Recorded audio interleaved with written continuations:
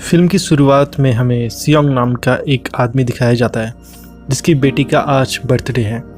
सियोंग की माँ उससे कुछ पैसे देती है जिससे वो अपनी बेटी को डिनर पर ले जा सके।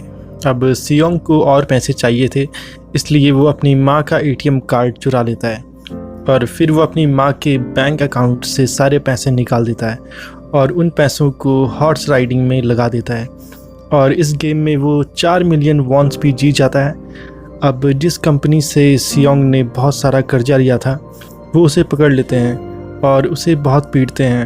अब सियोंग जैसे ही उनके पैसे लौटाने के लिए अपनी जेब चेक करता है तो उसे पता चलता है कि उसके पैसे तो चोरी हो गए हैं जो उसने हॉर्स राइडिंग में जीते थे।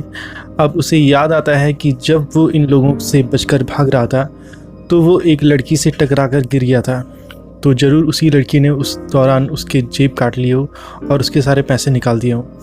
अब क्योंकि सियोंग के पास पैसे नहीं थे तो इसलिए वो लोग सियोंग को 1 महीने का वक्त देते हैं जिसमें वो उनके पैसे का बंदोबस्त कर सके।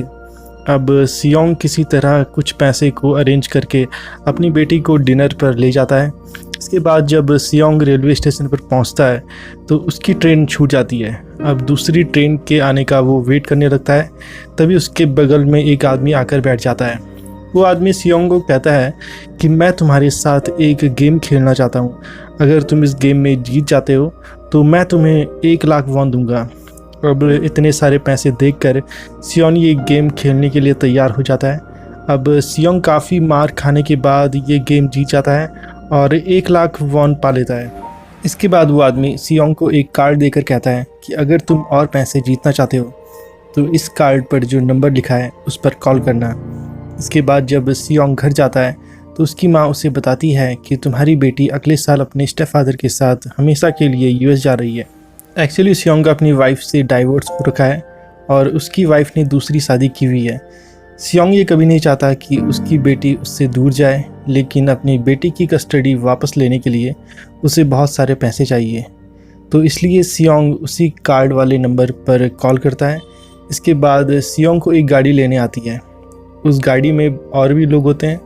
फिर उन सभी लोगों को बेहोश करके एक जगह लाया जाता है जहां टोटल 456 लोग होते हैं। वे सभी लोग वहां प्लेयर से सभी को यूनिफॉर्म पहनाई गई थी।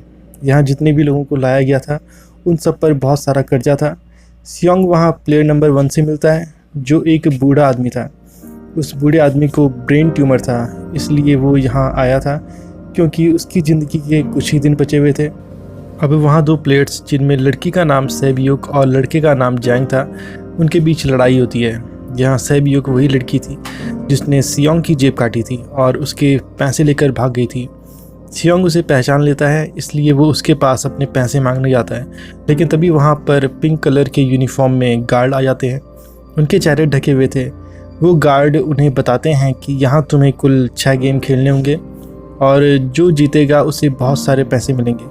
इसके बाद इन सबको एक कॉन्ट्रैक्ट पर साइन करवाया जाता है। इस कॉन्ट्रैक्ट की 3 शर्तें थी। पहली शर्त ये थी कि कोई भी प्लेयर अपनी मर्जी से गेम को छोड़कर नहीं जा सकता। दूसरी शर्त ये थी कि जो प्लेयर खेलने से मना करेगा उसे एलिमिनेट कर दिया जाएगा। इसके बाद आखिरी शर्त ये थी कि अगर मेजॉरिटी ये गेम ना खेलना चाहे तो वो गेम को छोड़कर जा सकते हैं।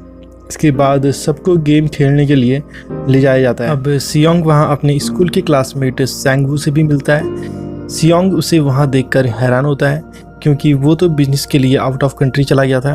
अब पहले गेम में सामने एक बहुत बड़ी डॉल रखी होती है।